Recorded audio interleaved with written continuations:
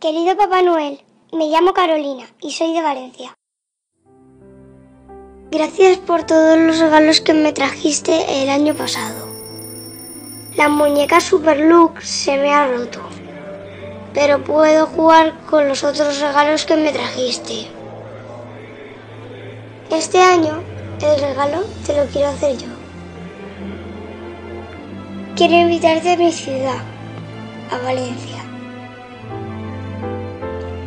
a que conozcas nuestras comidas y nuestras bebidas, a que veas nuestros mercados y nuestras calles, a que conozcas a los valencianos.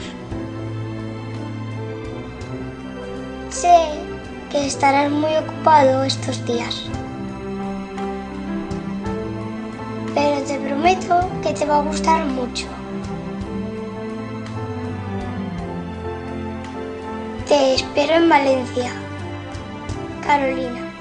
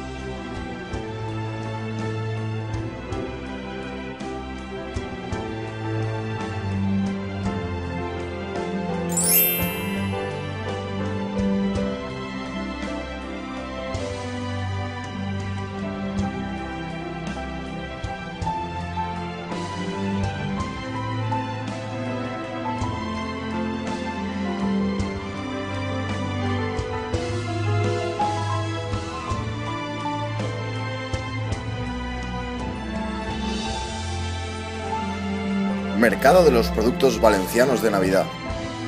11, 12, 13 y 14 de diciembre.